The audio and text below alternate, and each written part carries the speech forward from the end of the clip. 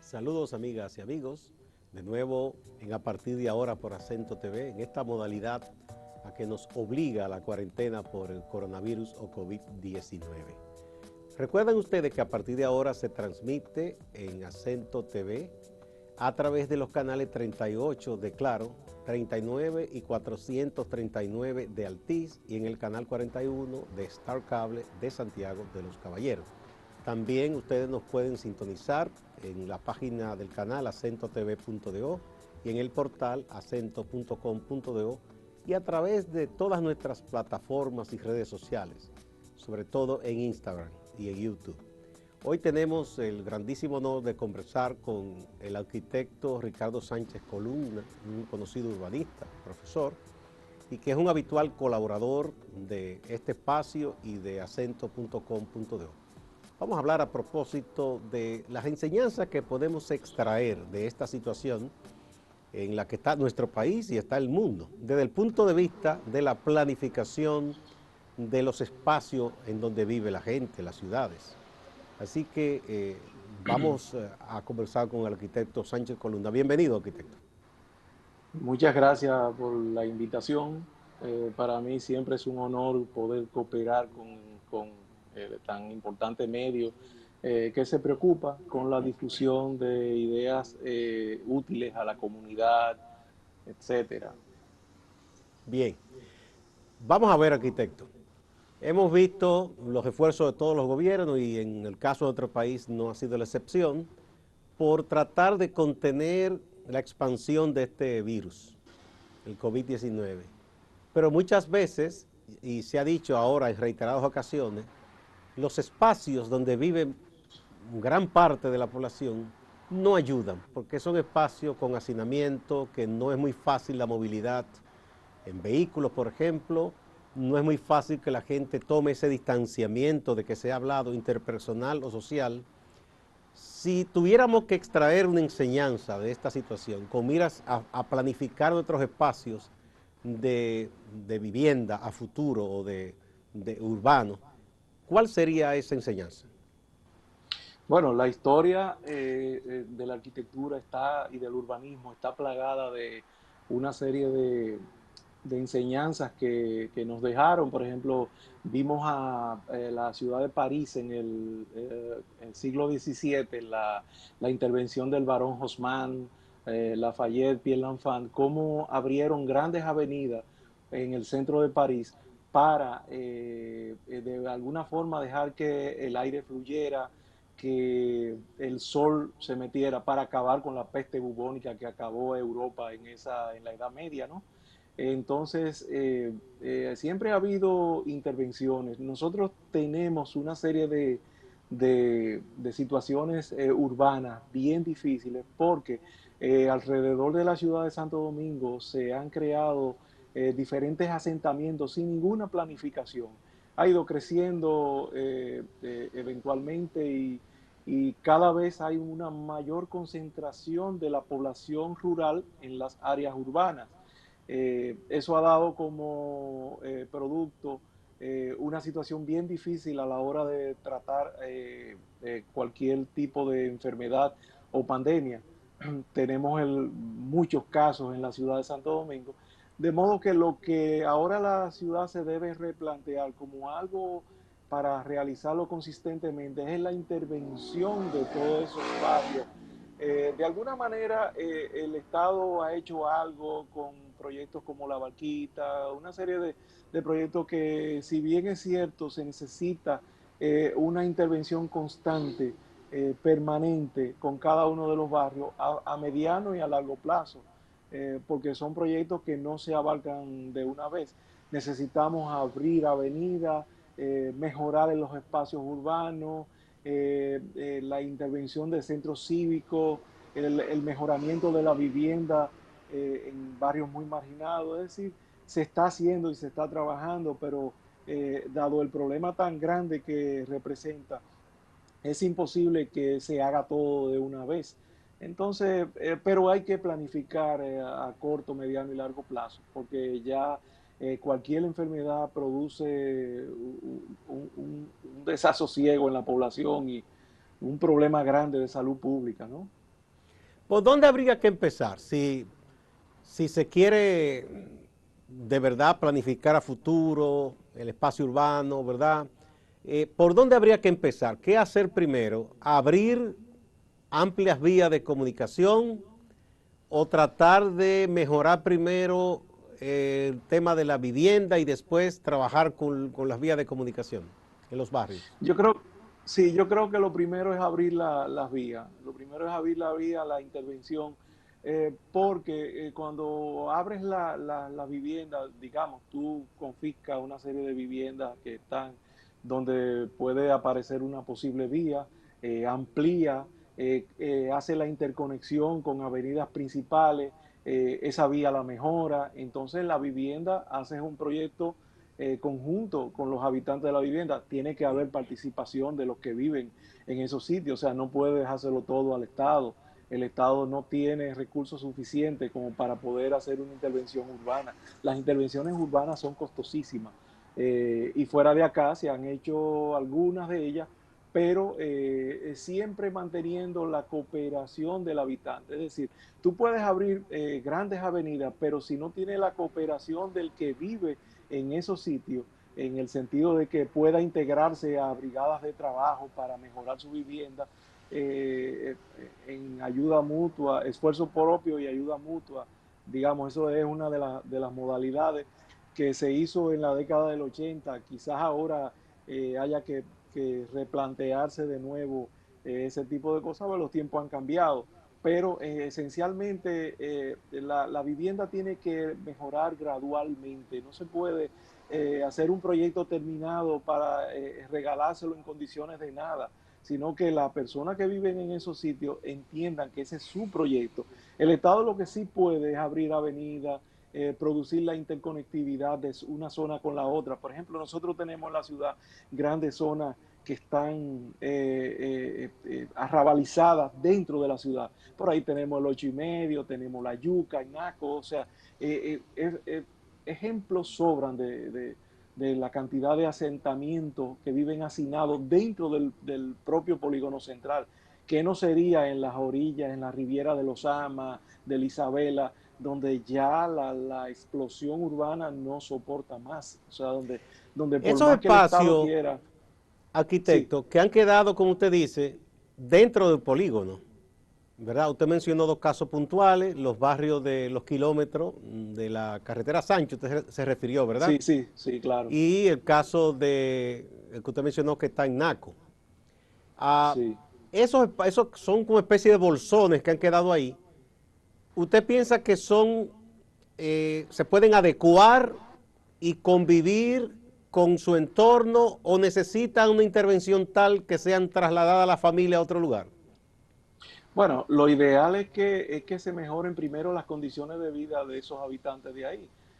Se le abra avenida, pero concomitantemente se puedan ir haciendo proyectos alternos, ciudades satélites, en donde se puedan ir mudando a esas personas con las condiciones adecuadas de vida, que no ocurra lo mismo, que no se produzca un barrio marginado en las afueras de la ciudad y que tengan todas las facilidades para que se pueda recuperar, porque esos son terrenos que cuestan, desde el punto de vista inmobiliario, tienen un valor grandísimo. ¿Qué no sería frente, por ejemplo, en el caso de los kilómetros, muchas de las viviendas dan frente a un parque nacional como es el Parque Mirador Sur, la avenida Cayetano Hermosén, que está plagada de cuevas interesantísimas, pero que por el hecho de tener todos esos asentamientos, el valor inmobiliario se deprime. Lo mismo pasa, por ejemplo, en Naco, o sea, esa zona de la Yuca es una zona altamente rentable, tiene un costo inmobiliario, pero actualmente se encuentra deprimida por la situación habitacional que ahí existe. Entonces, lo mejor es producir ciudades satélites en donde se vayan planificando condiciones de vida con todos los servicios, autosustentables, con una educación en el manejo de la tenencia de esas viviendas, porque no es que tú le vas a dar a una familia una vivienda gratis, o sea, tiene que haber un proceso de educación, porque si no, ellos se van de ahí, se van a otro lado, como pasó en Las Caobas, que muchos de los dueños originales, después que les regalaron esa vivienda o se la dieron en facilidades, las vendieron y se fueron a los mismos barrios de donde ellos vinieron. Entonces, tiene que haber un proceso integral, completo, de todo lo que es el manejo del traslado de familias que viven en condiciones precarias en la ciudad. Vamos a una pausa, arquitecto, y retornamos.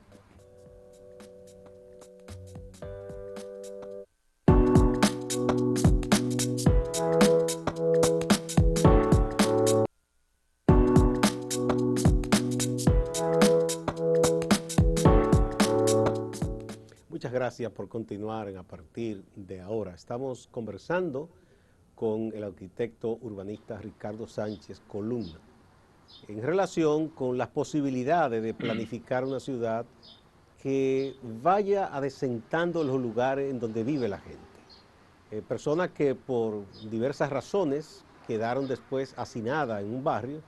Muchos de estos barrios están en la periferia de la ciudad, pero otros han quedado dentro del polígono, por ejemplo, y cerca tienen el Parque Mirador Sur, por ejemplo, o tienen sectores residenciales que tienen gran valor inmobiliario.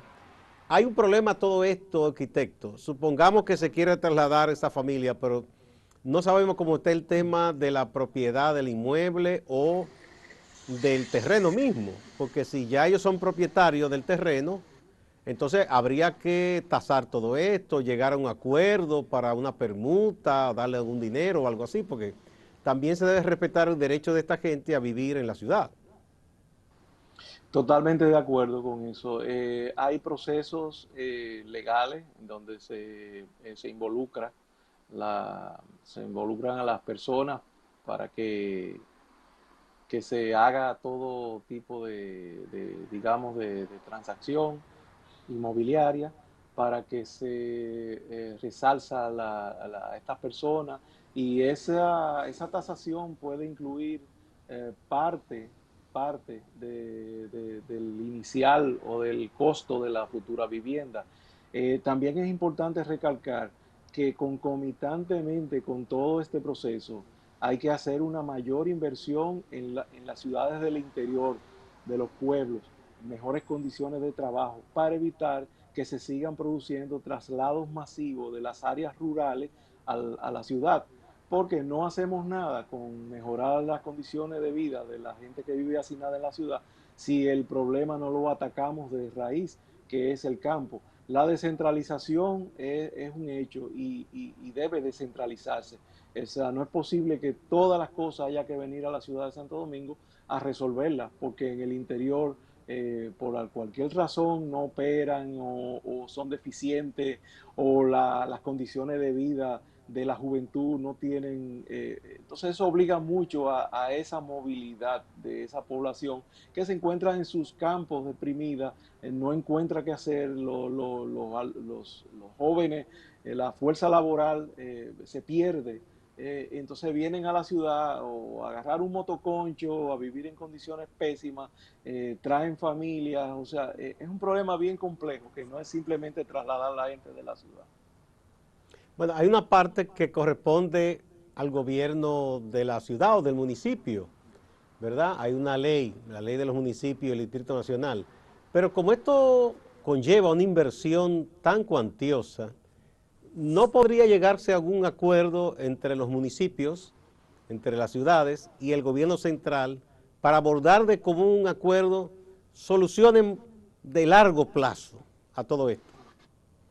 Obviamente que sí, hay una federación de municipios que agrupa, por decirlo así, una serie o los municipios en general, que se debería hacer vamos a decir, un plan a corto, mediano y largo plazo con el gobierno central, de manera que pueda operarse, que se le den los recursos a los municipios y que se fiscalice. O sea, el hecho no es solamente aportar los recursos económicos o materiales, es simplemente que haya una fiscalización permanente y sostenible del dinero o de los recursos que se le entreguen a esa gente.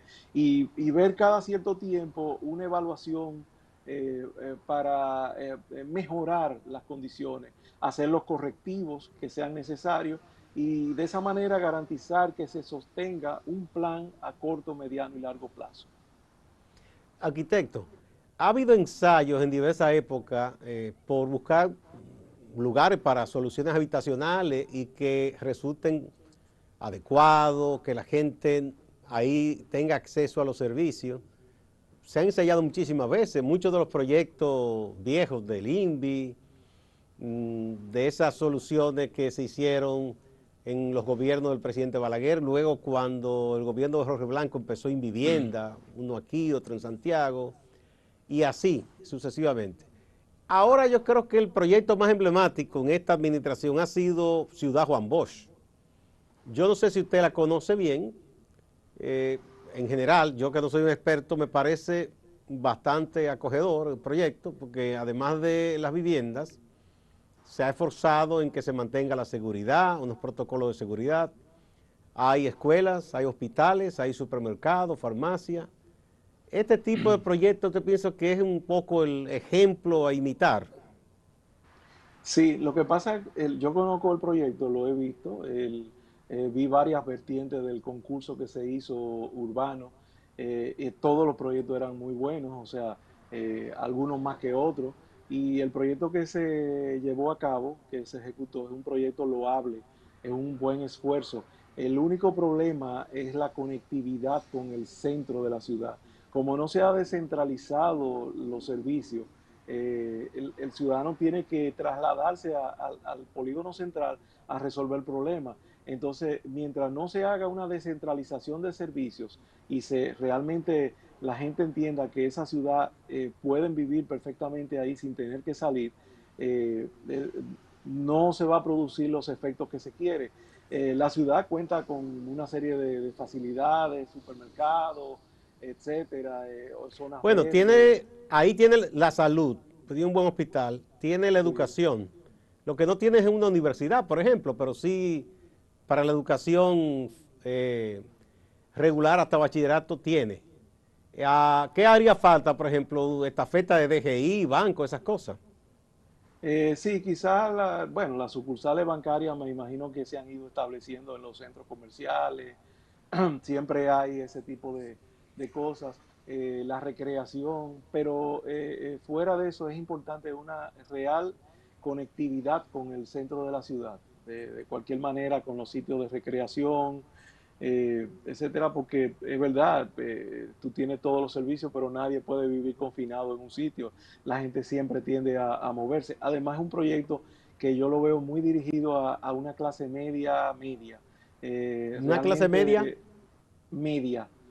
No es una clase de personas de escasos recursos, sino que hay que tener ciertas condiciones de trabajo para poder aplicar a una vivienda, porque son viviendas de cierto nivel, Sí, bueno, con ahí cierta la calidad. mayoría son profesionales, hay muchas parejas jóvenes, otros ya que están un poco retirados.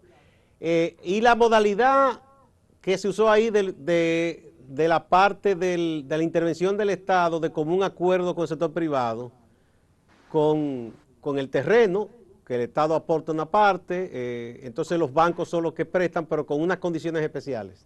¿Qué le Sí, parece? eso es excelente. Ese es el famoso fideicomiso que se hizo y es una iniciativa bien interesante porque no le dejan al Estado solamente el regalar, porque la gente no valora eso. Tiene que haber realmente que el que paga, el que adquiere una vivienda, sepa que esa vivienda es de él porque la pagó, pero no porque se la regalaron. Entonces, el que adquiere una vivienda de esa difícilmente se le va a ocurrir venderla para irse a otro lado, porque la está pagando, tiene el sentido de propiedad y eso es importante. A mí me parece que fue una iniciativa bien interesante, deben haber más alternativas que uno desconoce, que por lo que se pueden hacer con este tipo de modalidad y ojalá que ese tipo de proyectos se hagan en toda la periferia de la ciudad, la famosa, lo que en París le llaman banlieue, que son los sitios periféricos que le dan la vuelta al Gran París, y viven, el costo de la vivienda es mucho menor, pero tienen los servicios y tienen la conectividad para ir al centro de la ciudad. En lo de la conectividad, usted se refiere básicamente a un transporte ágil, constante. Sí, ágil y eficiente. Es decir, que en pocos minutos yo me pueda conectar con el centro de Santo Domingo sin necesidad de tomar un autobús que dura una eternidad o tomar un motoconcho o un concho normal, eh, porque es problemático, eso ¿Y cómo complica se el tránsito en la podría ciudad. buscar una solución para esa parte? Que no sea tan costosa, no sé, porque a uno le viene a la memoria quizás un metro, una cosa de esa, pero eso es muy costoso. Pero usted me va a hablar de esa parte, arquitecto, cuando volvamos de esta pausa.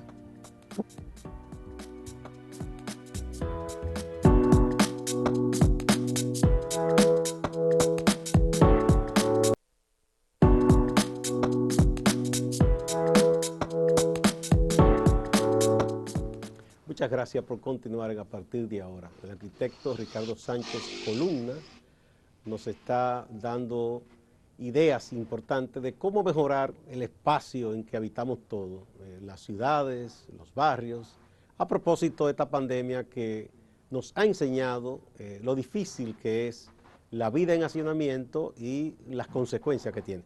Usted decía de proyectos como este que tienen muchas cosas buenas, pero que falta esa conectividad más ágil con el resto de la ciudad, porque sea porque las personas trabajen en el polígono o en el centro de los héroes, o porque necesiten agenciarse algún servicio, se les dificulta, sobre todo fuera de las horas de la madrugada, trasladarse de manera ágil al Distrito Nacional. ¿Cómo se podría mejorar?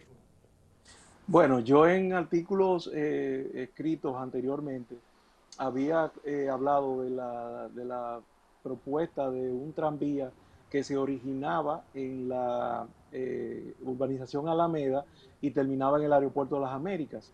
Un Todo tranvía. esto, un tranvía, justamente por la 27 de febrero, que es la vía troncal que divide la ciudad, es como la columna vertebral urbana de la ciudad de Santo Domingo, desde el residencial Alameda hasta el aeropuerto de las Américas. Todo esto nutrido con un sistema articulado de autobuses que funcionen como un metro.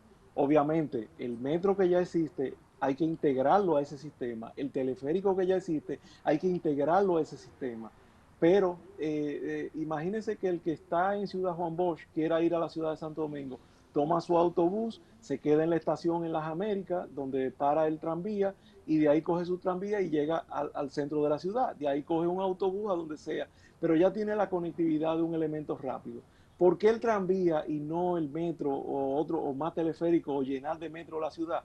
Porque son proyectos que no solamente la inversión es muy alta, sino el mantenimiento, el sostenimiento de esos proyectos es muy alto. Un tranvía por tierra que conecte con un sistema articulado de autobuses organizado, estructurado y manejado por el Estado, obviamente ya con la intervención de todos los sindicatos, toda la gente, los actores que actualmente persisten en el sistema de transporte, integrarlo con condiciones de vida súper favorables, pero es hacer un proyecto integral acorde con las necesidades y con las posibilidades económicas de la República Dominicana. Nosotros no podemos pensar en proyectos futuristas o un proyecto que se pueda hacer en Dubái, por ejemplo, pues nosotros no tenemos los recursos para eso, pero sí nosotros podemos tener un proyecto interesante que podamos darle la conectividad a cada uno de los sectores de la ciudad de Santo Domingo y eso va a mejorar muchísimo la planificación urbana, o sea, los sectores Y se van a ir recomponiendo. arquitecto, y con miras al transporte interurbano.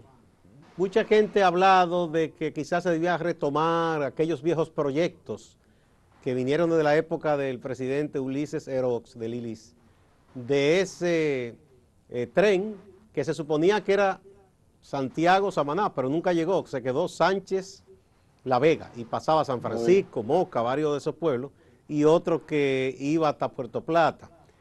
¿Es rescatable un proyecto de esta naturaleza para mejorar el transporte de mercaderías, por ejemplo, el acceso a los puertos y un poco que nuestras autopistas se tornen menos peligrosas por esto de los camiones y esos furgones? Sí, obviamente, en el último artículo, el más reciente que escribimos en Acento, planteamos tres grandes líneas, una roja, una azul y una verde, justamente del muelle de Jaina Occidental hasta Manzanillo, haciendo una parada en el kilómetro 22 en la circunvalación, y ahí hacer una gran estación central desde donde parten los trenes urbanos hasta Manzanillo, la línea Duarte, paralela a la autopista Duarte, otra hacia Barahona y Pedernales y otra hacia Punta Cana, haciendo paradas locales y expresos en los diferentes puntos. Eso obviamente no solamente para el transporte de pasajeros, sino para el transporte de carga. Eso no quiere decir que que los camiones tienen que desaparecer. Los camiones tienen una importancia vital en el manejo de la mercancía. Quizás en los puntos de inflexión, vamos a decir, los puntos de carga y descarga, el camión es importante y necesario y siempre se utilizarán. Es decir, no estamos en desacuerdo con la anulación de lo que existe, sino con la integración de lo que existe para el enriquecimiento del transporte general. El tren de Lili era un tren muy limitado, era algo muy simple, pero lo de ahora con la tecnología que hay, nosotros podemos, qué sé yo, paralelo a las autopistas existentes, nosotros podemos tener, ¿qué importancia tendría, por ejemplo, conectar Jaina Manzanillo, por ejemplo?